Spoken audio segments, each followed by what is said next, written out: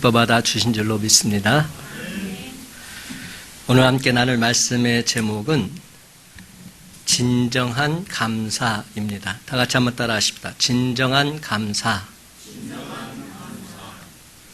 여러분, 우리가 아무런 생각 없이 감사절을 반복적으로 지키다 보면 감사의 의미를 놓칠 때가 있습니다. 추수감사절은 그래도 괜찮은데요. 지난주에 지켰던 맥추감사주일은 도대체 우리나라 실정에도 맞지 않은데 왜 지켜야 하는지 의아해하기도 합니다. 맥추감사의 맥추가 무슨 뜻이죠? 맥이 무슨 맥입니까? 보리맥. 추자는 추수할 추. 그러니까 보리를 거둔 것을 감사해서 드리는 감사절이 맥추감사주일이죠. 근데 요즘 보리 농사 짓는 사람이 없잖아요. 그러니까 벼농사 짓는 분들은 있어도 보리 농사 짓는 분들은 없습니다. 그러니까 솔직히 맥추감사절이 우리나라 시장에는 안 맞는다 말할 수도 있는 겁니다. 그래서 어떤 분들은 이렇게 말하더라고요. 그게 뭐 잘못된 거 아니냐. 맥추감사주일이 아니라 맥주감사주일이 아니냐. 날씨도 그렇고 그런데 맥주 한잔 마시면서 감사 파티하는 날, 그날이 맥추감사주일이 아니냐, 이렇게 비아냥거리는 거죠. 우리가 감사의 의미를 온전히 알지 못하면 이렇게 되고 마는 겁니다. 그렇습니다. 기념일이라든가 이러한 감사할 날들을 반복하다 보면 그 의미가 퇴색해지고 맙니다. 결혼 기념일도 계속하다 보면 나중에는 어떻게 되는지 아세요? 선물 받는 날, 이렇게 돼요. 그래서 꼭 아내가 하는 말이, 왜 결혼 기념일에 선물 안 줘? 이렇게 말해요. 아니, 꼭 남편이 아내한테 선물을 줘야 된다는 법이 어디 있습니까? 그런데 결혼 기념일이 마치 그런 날로 바뀌고 말았다는 것이죠. 이런 형태로 전락하고 진정한 의미를 놓칠 때가 많이 있다는 겁니다. 그래서 감사드리려면 우리는 항상 이렇게 말합니다. 하나님으로부터 받은 게 뭐냐? 도대체 응답받은 게 뭐냐? 우리는 주로 여기에 초점을 맞춥니다. 그러니까 감사는 늘 과거 지향적이 되고 맙니다. 우리의 기억력에 의존하는 것이 대부분이고 기억나지 않으면 감사도 할 수 없습니다. 하나님, 감사하고 싶은데 기억나는 게 하나도 없네요. 뭐 감사할 게 있어야 감사드리지요. 그런데 여러분, 우리가 예배를 시작하면서 제일 먼저 제가 말씀을 나눴던 것, 데살로니가서 5장 16절 18절 말씀 보면 범사에 감사하라, 이런 말이 있습니다. 범사에 감사하라, 이 메시지 속에서 감사라고 하는 것은 어떤 외적인 상황과 조건에 대한 반응이 아니라 상황과 환경에 상관없이 감사할 수 있는 그 무엇, 우리가 꽉 붙잡아야 한다는 것을 말씀하고 있습니다. 그러면 사랑하는 성도 여러분, 오늘 선포되는 말씀의 핵심은 이러이러한 일에 감사하라, 이런 설교 주제라기보다는 어떠한 일들 속에서도 우리가 감사할 수밖에 없는 그 이유를 한번 찾아보자는 겁니다. 우리가 왜 하나님께 감사드려야 되는지, 왜 범사에 하나님께 감사드려야 하는지, 그것을 발견해 보자는 겁니다. 그렇다면 진정한 감사는 어디에서 비롯될까요? 첫째로, 진정한 감사는 하나님과의 올바른 관계에 있을 때 나타나게 되어 있습니다. 하나님과 나와의 관계가 바로 맺어져 있다면 언제나 감사하게 되는 것이죠. 한번 따라 하십시다. 하나님과 올바른 관계에 있을 때. 여러분, 하나님께서 이스라엘 백성들을 40년 동안 광야에서 훈련시키셨습니다. 오늘 우리가 함께 읽은 말씀이 그 말씀이죠. 2절과 3절 말씀 한 목소리로 읽길 원합니다. 2절과 3절 시작. 내 하나님 여호와께서 이 40년 동안에 내게 광야길을 걷게 하신 것을 기억하라. 이는 너를 낮추시며 너를 시험하사 내 마음이 어떠한지 그 명령을 지키는지 지키지 않는지 알려 하심이라. 너를 낮추시며 너를 줄이게 하시며 또 너도 알지 못하며 내 조상들도 알지 못하던 만나를 내게 먹이신 것은 사람이 떡으로만 사는 것이 아니요 여호와 입에서 나오는 모든 말씀으로 사는 줄을 내가 알게 하려 하심이니라. 아멘. 사랑하는 성도 여러분, 이스라엘 백성들을 향한 하나님의 훈련 목적이 뭐냐 하면 광야를 지나는 동안 겪은 수많은 사건과 다양한 환경들을 통해서 하나님이 누구이신지를 경험하게 하는 것이었습니다. 하나님이 누구이신지. 그렇습니다. 어떤 때는 그들을 낮추시며 어떤 때는 그들을 줄이게 하시며 때로는 만나를 먹이셨던 것은 하나님이 하나님 되심을 알게 하시기 위해서였습니다. 가나안 정복이라는 목표를 향해서도 마찬가지입니다. 이스라엘의 실력이 아니고 하나님을 의지함으로 이기게 하시는 전쟁. 그래서 이스라엘 광야의 모든 과정과 출애굽 여정에 있어서 모든 것은 하나님이 하십니다. 이 사실을 깨닫게 하시기 위함이었습니다. 죽이 되든 밥이 되든 하나님과의 바른 관계를 맺고 하나님을 전적으로 의지하면 모든 것은 다 하나님께서 책임져 주심을 반복적으로 가르쳐주는 작업이 광야 작업이었습니다. 그런데 이스라엘 백성들은 시간만 나면 원망과 불평을 늘어놓고 있습니다. 그 이유는 하나님보다는 일어난 현실 상황에 더 큰 영향을 받았기 때문이지요. 하나님보다는 지금 당장에 내 앞에 닥치는 이 환경으로 인해서 하나님은 사라지고 환경만 눈에 보이기 때문입니다. 배가 고프면 죽는다고 야단이고 만나를 주면 왜 맨날 이 만나밖에 안 주냐고 이렇게 투정 부립니다. 이러한 현실 상황에 즉각적으로 반응하고 있는 겁니다. 하나님께서는 광야에서 현실 상황에 즉각적으로 반응하지 말고 하나님을 전적으로 신뢰하는 훈련, 그 어떤 현실적인 상황에도 불구하고 하나님만을 온전히 신뢰하는 훈련을 시키셨던 것입니다.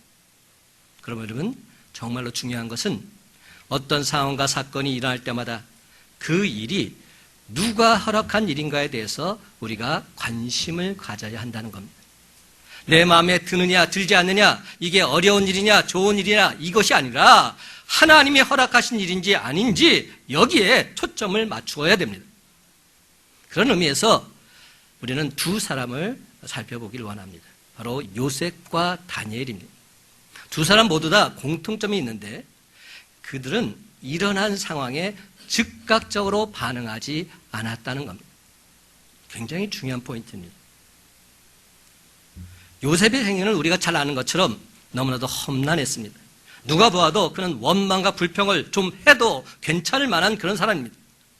워낙 원망할 일, 불평할 일이 많이 있었던 사람입니다.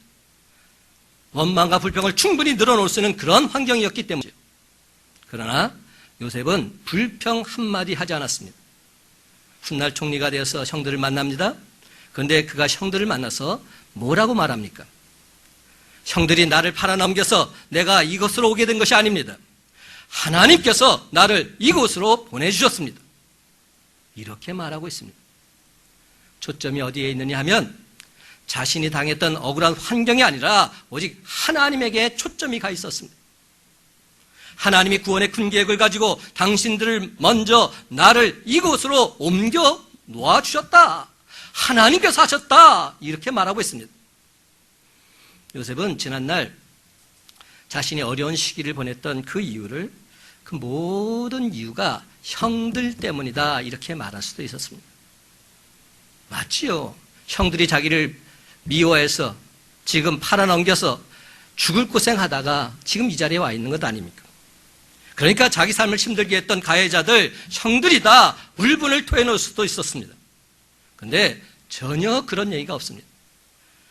요셉의 얘기는 전적으로 하나님에 대한 얘기로 꽉 차 있는 것을 보게 됩니다. 모든 것의 주어가 하나님이었습니다. 하나님께서 하셨다는 겁니다. 이는 다니엘도 마찬가지입니다. 그는 소년 시기에 바벨론의 포로로 붙잡혀가는 비운을 맛보게 됩니다. 그런데 거기에서 특채돼서 왕실에서 자라게 되지요. 마침내 그는 이국 땅에서 총리가 되고 있습니다. 공교롭게도 요셉이나 다니엘 모두 다 총리가 되었네요. 그런데 그가 총리가 되어서 그 위치에 있을 때 그의 주변 바벨론 사람들이 이방 나라의 포로로 잡혀온 새파란 젊은이가 총리가 되었으니까 얼마나 시기 질투가 많았겠습니까? 벌떼처럼 달려들어서 다니엘을 아예 매장시키려고 했습니다. 실제적으로 다니엘에게 집중 타겟을 두고서 한 법안을 만들어서 왕이 그 법안을 도장을 찍게 만들었습니다. 다니엘서 6장 7절 하반절에 이런 말씀이 있습니다. 그것은 곧 이제부터 30일 동안에 누구든지 왕 외에 어떤 신에게나 사람에게 무엇을 구하면 사자굴에 던져 넣기로 한 것입니다. 30일 동안 왕의 다른 신에게 절하게 되면 사자굴에 던져 넣자 하는 그러한 법안이었습니다. 바로 다니엘을 타겟으로 한 것이죠.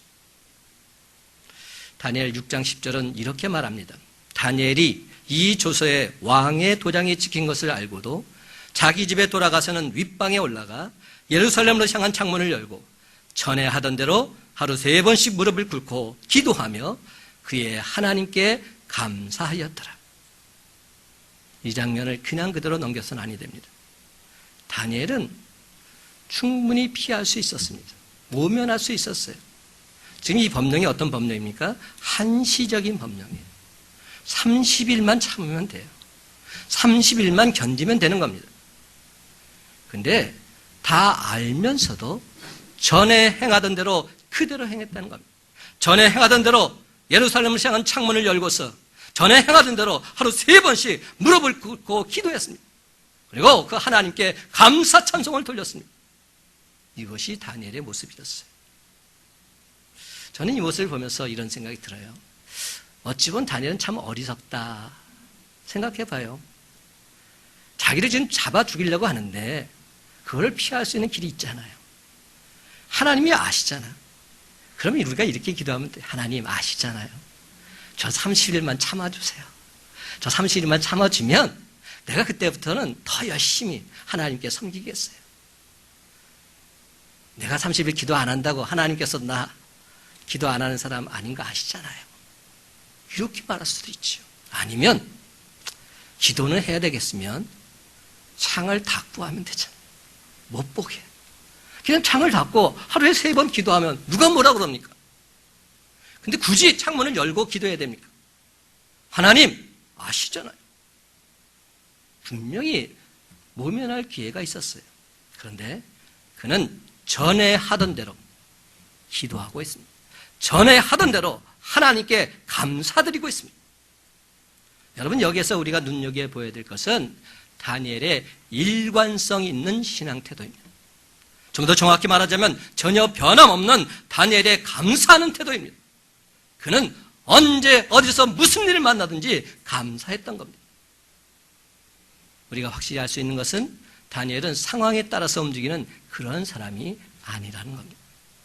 그렇습니다. 요셉과 다니엘의 공통점은 일어난 사건에 따라서 일이 일비한 것이 아니라 하나님과의 올바른 관계에 매여 있었음을 알 수 있습니다. 몸속에 깊이 배어져 있었던 감사하는 모습. 여러분, 어쩌다가 감사할 일이 있어서 감사한 것이 아닙니다. 그렇습니다. 여러분, 지금 나에게 어떤 일이 일어나느냐에 초점을 맞추게 되면 우리는 늘 항상 냉탕과 온탕을 왔다 갔다 할 수밖에 없습니다.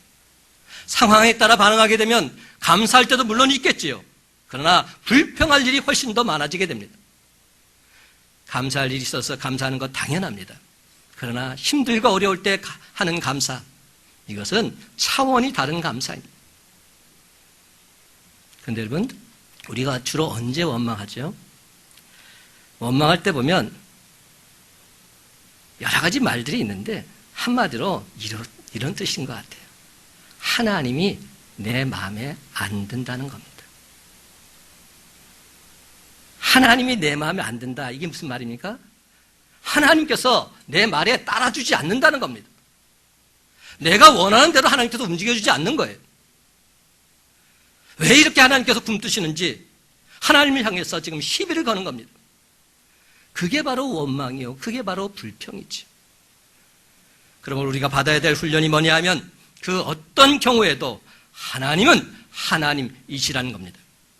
하나님은 하나님이십니다. 여러분, 우리가 신앙의 여정 속에서 바로 이 훈련을 똑바로 받아야 됩니다. 이 훈련을 안 받게 되면 내 마음에 안 들면 하나님에서 원망, 불평을 언제든지 쏟아놓을 가능성이 있게 되기 때문이죠.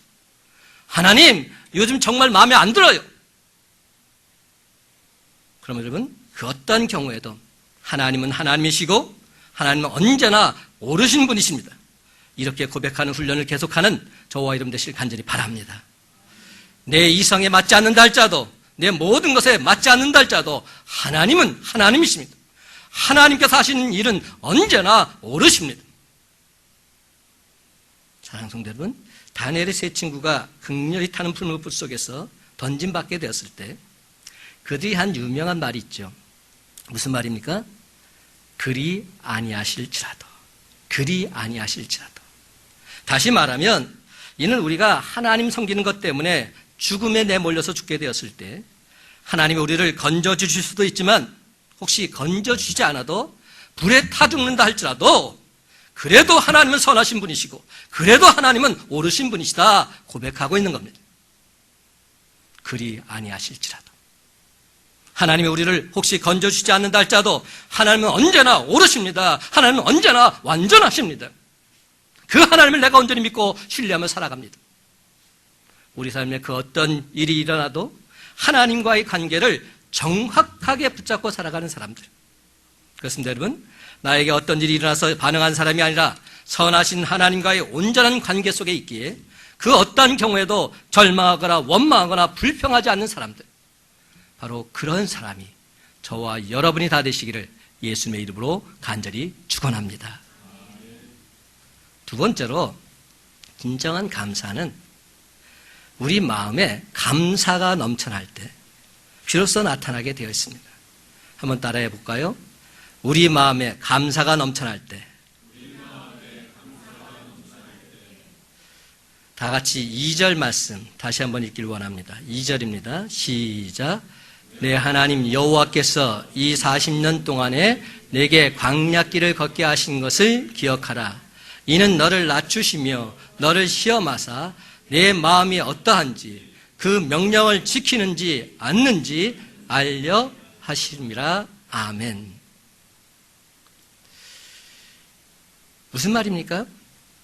하나님께서는 우리 마음에 관심을 갖고 계신다는 겁니다. 2절 하반절 제가 다시 한번 읽습니다. 너를 시험하사 내 마음이 어떠한지 그 명령을 지키는지 지키지 않는지 알려 하심이라. 우리 마음의 태도를 하나님께서 보기를 원하십니다. 그렇습니다, 여러분. 하나님의 훈련은 다름 아닌 마음 훈련입니다. 잠언 4장 23절 말씀, 우리가 너무나 잘 아는 말씀입니다. 모든 지킬 만한 것 중에 더욱 내 마음을 지키라. 생명의 근원이 이에서 남이니라. 모든 지킬 만한 것 중에서 마음을 지키는 것이 중요하다는 겁니다. 왜입니까? 생명의 근원이 마음에서 나오기 때문에. 사랑하는 성도 여러분, 우리가 지켜야 할 것이 세상에 참으로 많습니다. 건강도 지켜야 되고 재산도 지켜야 되고 우리의 캐리어, 경력도 지켜나가야 합니다. 그런데 자기가 지켜야 될 것 중에서 반드시 지켜야 될 것이 무엇인가 하면 자기 마음을 지키는 겁니다. 내 마음을 지키는 겁니다. 왜입니까? 생명의 근원이 이에서 나오기 때문에. 다시 말하면 모든 생명이 마음에서부터 흘러나온다는 겁니다. 그렇습니다. 마음이 건강해야 합니다. 여러분, 감사한다는 것이 그냥 나오는 게 아닙니다. 우리 본성은 솔직히 이 감사 잘 안 됩니다. 왜냐하면 너무나도 완악하기 때문이죠.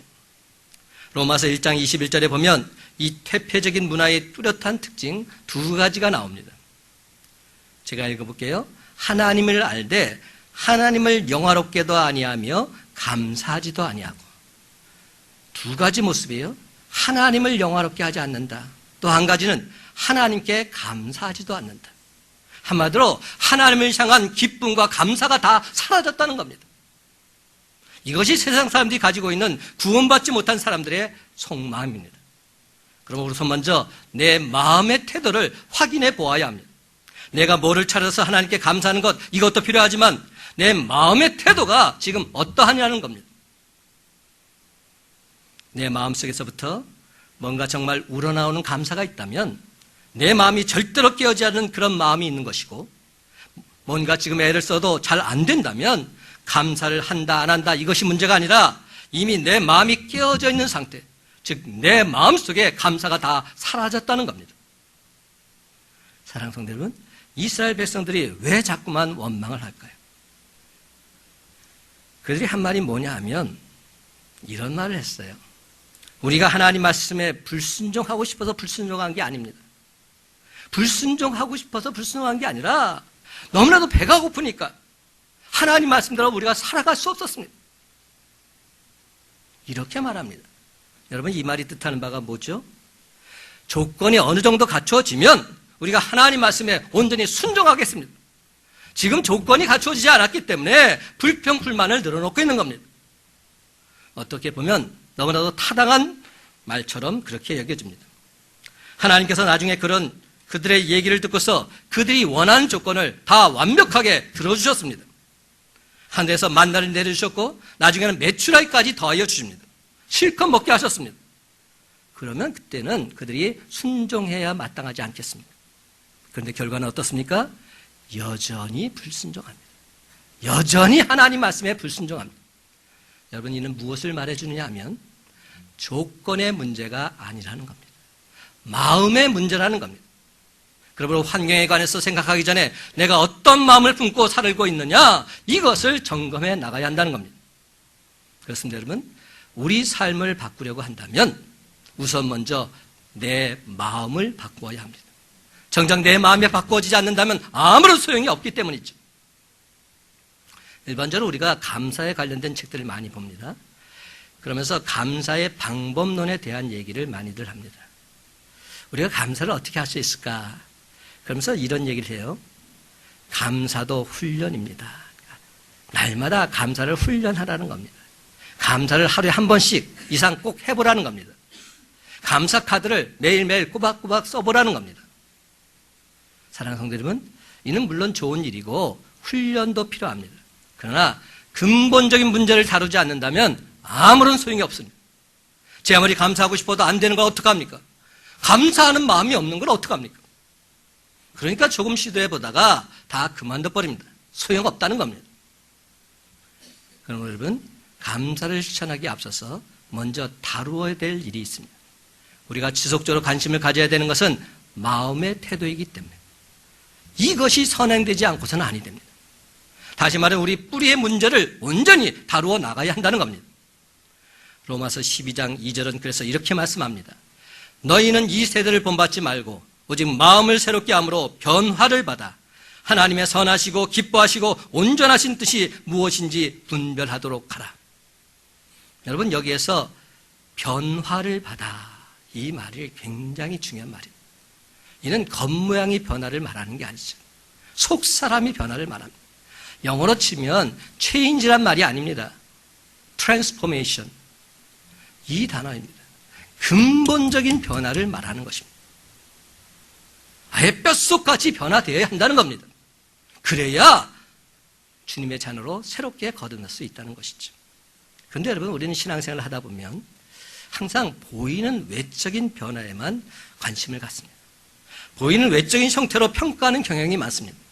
하지만 사실은 우리가 어떤 일을 얼마나 많이 하느냐, 얼마나 열심히 했느냐, 그게 중요한 것이 아니라 어떠한 마음을 가지고 그 일을 하고 있느냐, 여기에 하나님은 더 많은 관심을 갖고 계십니다. 그럼 여러분, 어떤 사람이 열심히 감사를 실천하려고 하는데 시비가 있고 원망이 있고 다툼이 있었다면 이미 그 마음 자체가 깨어졌기 때문에 깨어진 마음속에서 이루어지는 그 어떠한 일도 선한 열매가 맺혀질 수 없는 것이지. 그렇다면 왜 깨어진 마음이 생길까요? 그 원인은 하나님과 올바른 관계에 놓여있지 않기 때문입니다.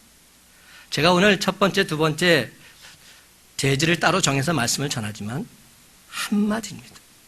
하나님과의 관계가 바로 서 있게 되면 우리 마음도 변하게 돼서 하나님께 감사 찬송이 넘쳐날 수 있게 된다는 것이죠. 하나님과의 관계 회복, 이것이 중요한 것이죠. 이것이 선결되지 않으면 감사 소용없습니다. 형식에 불과한 것입니다. 그렇다면 오늘 이 시간 우리 마음이 어떻게 온전한 변화를 경험할 수 있을까요? 그것은 바로 요한복음 15장에 그 해답이 나와 있습니다. 요한복음 15장이 무슨 장이죠? 포도나무 비유장입니다.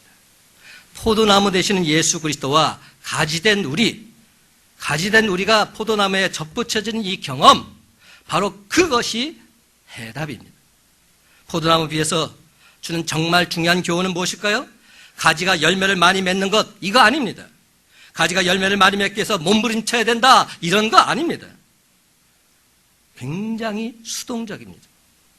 가지가 포도나무에 붙여져 있기만 하면 되는 겁니다.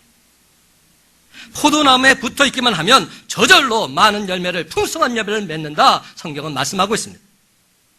여러분, 스스로 감사하려고 한번 시도해 보십시오. 오늘부터 내가 감사하겠다 한번 시도해 보십시오. 안 됩니다. 오히려 원망이 나옵니다. 짜증이 나옵니다. 그러니까 저와 여러분이 해야 될 일은 예수 그리스도께 온전히 접붙여지는 것인 줄 믿으시기 바랍니다. 주님께 온전히 접붙여지기만 하면 감사가 넘쳐나게 되는 것이죠. 그래서 골로새서 2장 7절은 이렇게 말씀합니다. 그 안에 뿌리를 박으며 세움을 받아 교훈을 받은 대로 믿음에 굳게 서서 감사함을 넘치게 하라. 우리가 감사함을 넘치게 하는 비결을 말하는데요. 제일 첫 번째는 예수 안에 뿌리를 박는 것, 이것이 중요합니다. 예수 안에 뿌리를 박고 예수 그리스도로 말미암아 세움을 받아서 주님 말씀대로 교훈을 받은 대로 믿음에 굳게 서게 되면 감사함이 넘치게 된다는 것이죠. 골로새서 2장 7절 말씀 반드시 기억하시기 바랍니다. 예수 그리스도 안에 뿌리를 박는 것, 이것이 선결 과제입니다. 그러면 사랑하는 성도 여러분, 예수 그리스도 안에 온전히 뿌리를 박고서 우리 주님과의 친밀한 교제를 통해서 지속적으로 아름다운 변화를 경험하게 될 때 진정 감사가 넘쳐나는 저와 여러분의 복된 삶이 다 되시기를 예수님의 이름으로 간절히 축원합니다. 마지막 세 번째로, 이제 우리의 감사는 미래지향적인 감사가 되어야 한다는 겁니다. 한번 따라해 보십시다. 미래지향적인 감사가 될 때, 미래지향적인 감사가 될 때 그것이 진정한 감사라는 것이죠. 여러분, 오늘 당장 일어난 일들만 들여다보고 섣부른 해석을 하게 된다면 우리는 행복한 신앙생활 영위할 수 없습니다. 원망만 하다가 세월 다 보내고 말지요. 성질이 급하면 제풀에 죽는다고? 현재 일어난 일 속에서 즉각적인 해답을 얻고자 한다면 이내 곧 우리는 신앙생활의 혼란에 빠지게 될 수밖에 없는 겁니다. 그렇다면 여러분, 믿음이란 과연 무엇일까요? 믿음의 정의가 여러 가지가 있는데요. 오늘 제가 말씀드리고자 믿음의 정의는 좀 다릅니다. 믿음이란 지금 당장 어떤 일에 결론을 내리지 않는 겁니다. 이게 믿음입니다. 믿음은 참고 기다릴 줄 아는 겁니다. 이게 믿음입니다. 그렇다면 누가 기다릴 줄 알아야 됩니까? 하나님을 온전히 믿는 저와 여러분, 우리가 기다려야 됩니다. 그렇습니다, 여러분. 믿음은 현재가 아니라 미래에 초점을 맞추어야 한다는 겁니다. 그렇습니다. 믿음이란 말은 항상 미래지향적인 의미가 담겨 있어야 합니다. 아직 이루어지지 않은 하나님의 약속을 믿고서 미래를 소망 중에 기다리며 살아가는 겁니다. 지난날 베풀어 주신 하나님의 은혜에 감사했다 할지라도 미래에 베풀어 주실 하나님의 약속 온전히 믿지 못하고 살아간다면 우리는 이내 곧 감사를 잊어버릴 가능성이 너무 농후한 것이죠. 이스라엘 백성들이 바로 우리들에게 생생한 시청각 자료를 보여주고 있지 않습니까? 홍해 바다를 건너는 기적을 체험했음에도 불구하고 그들은 며칠 못 가서 하나님을 향해서 원망과 불평을 하고 있습니다. 그럼 오늘 시간 굉장히 중요한 게 뭐냐 하면 우리가 감사하는 과거의 어떤 한 사건에 대한 반응으로만 그 감사가 끝나서는 안 된다는 겁니다. 물론 하나님께서 과거에 베푸신 은혜가 너무나도 큽니다. 그럴지도 우리는 하나님의 은혜에 감사드려야 합니다. 그러나 진짜로 우리에게 필요한 믿음은 앞으로 베풀어 주실 은혜, 지금까지 베풀어 주신 하나님의 은혜와는 상상할 수도 없는 크고도 놀라울 것이라는 그 확신을 갖고 살아가는 겁니다. 이것이 진짜 믿음입니다. 그렇습니다, 여러분. 이 믿음을 우리가 온전히 붙잡지 않는다면 어제 아무리 우리가 하나님께 감사 찬송했다 할지라도 오늘 닥친 어려운 문제 속에서 우리는 이내 곧 원망과 불평으로 무너질 수밖에 없는 겁니다. 사랑하는 성도 여러분, 오늘 시간 우리 믿음의 근거가 바로 이것입니다. 지금까지 일어난 일들보다 더 많은 것들을 미래에 기대하면서 살아가는 것. 아직 일어나지 않았지만, 아니 현실은 비록 어렵지만 앞으로 하나님께서 행하실 놀라운 일들을 믿음의 눈으로 바라본다면 오늘 일어난 일들 앞에서 원망하고 불평하고 무너지지 않을 수 있습니다. 오히려 하나님께 감사 찬송 돌며 살아갈 수 있습니다. 그렇습니다. 진짜 믿음. 이것은 미래지향적인 감사를 일으키게 되어 있습니다. 그러나 여러분, 우리의 삶을 너무나도 간단하고 쉽게 단답형으로 결론을 내리면 아니 됩니다. 지금이 아니고 미래가 보장된 삶을 우리가 믿는 것입니다. 범사에 감사라는 이 말씀은 오직 믿음으로 미래를 바라보는 사람들에게만 해당하는 진리인 줄 믿으시기 바랍니다. 여러분이 지금까지 지내온 하나님의 은혜에 감사할 뿐만 아니라 앞으로 내 삶을 인도하시는 하나님을 믿고 나아간다면 범사에 감사할 수 있는 겁니다. 범사에 감사하는 삶은 오직 믿음으로 하나님의 행하심을 바라볼 때에만, 그런 사람에게만 비로소 가능해지기 때문이죠. 사랑하는 성도 여러분, 아무리 상황이 악화되어도 그 상황을 바라보는 것이 아니라 늘 항상 변함이 없으신 하나님께 우리의 눈을 고정하고서 하나님의 행하심을 온전히 믿을 때 진정 범사에 감사드리는 저와 여러분 되시길 간절히 바랍니다. 그런데 우리가 과거에 대한 감사도 여전히 많이 해야 되는 이유는 그것이 과거에 대한 감사로 끝나는 것이 아니라 그 과거에 대한 감사를 계속하다 보면 앞으로 역사하실 하나님을 기대하는 미래에 대한 믿음이 더욱 강해지기 때문입니다. 하나님, 이것도 감사합니다. 저것도 감사합니다. 날마다 감사하다 보면 감사를 많이 하는 사람일수록 감사하다 보면 과거에 역사했던 하나님, 그 하나님께서 미래에도 역사하실 것에 대한 믿음이 더욱 확실해지게 되는 것이죠. 그 믿음이 강화되면 강화될수록 우리의 감사는 더욱더 깊어지게 되어 있습니다. 모든 것이 감사 제목입니다. 그 어떤 일들 속에서도 전혀 흔들리지 않고 하나님께 범사하는 감사하는 삶 살아갈 수 있게 되는 것이죠. 사랑하는 성도 여러분, 오늘 시간 저와 여러분 안에 이런 믿음이 강화되는 역사가 있게 되기를 주님의 이름으로 간절히 축원합니다. 감사는 미래적인 겁니다. 그래서 감사는 나중에 결과를 보고 하는 것이 아니라 감사는 미리 하는 것입니다. 미리 하는 것이 진짜 삶입니다. 여러분, 과거의 것만 붙잡고 감사합니다 말하는 사람은 내일 아침에 당장 무슨 일이 일어날지 알지 못합니다. 그래서 어려운 일이 조금만 닥쳐도 또다시 원망과 불평을 일삼게 됩니다. 그 인생은 결국 냉탕과 온탕을 계속 오고 가는 꼴이 되고 마는 것이죠. 그러면 여러분, 지금까지 베풀으신 하나님의 은혜, 이 은혜보다 앞으로 내게 훨씬 더 크고 놀라운 일을 베풀을 줄 믿고 나아가는 저와 여러분의 삶이 되시기를 간절히 바랍니다. 이 믿음이 있어야 전혀 흔들림 없이 범사에 감사하는 삶을 살아갈 수 있습니다. 그러나 사랑하는 성도 여러분, 이제 더 이상 현실 상황에 초점을 맞추지 마시고 오직 하나님께 여러분의 초점을 맞추시기 바랍니다. 세상 환경을 여러분이 바꾸려고 하지 마시고 저와 여러분의 마음을 먼저 바꾸시기 바랍니다. 그렇습니다. 여러분, 과거의 그 어떤 추억에만 계속 매달려 있지 마시고 미래에 대한 믿음에 저와 여러분의 관심을 온전히 집중하시기 바랍니다. 그렇습니다. 이제 우리의 감사가 미래지향적인 감사가 될 때 비로소 광야 같은 현재의 삶, 용단해서 다시 힘차게 일어나서 언제나 범사에 감사하는 삶을 살게 될 줄로 믿습니다. 이제 말씀을 맺습니다.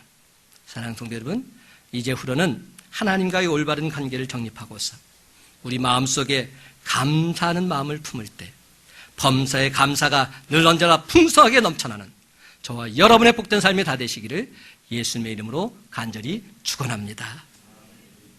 기도합니다.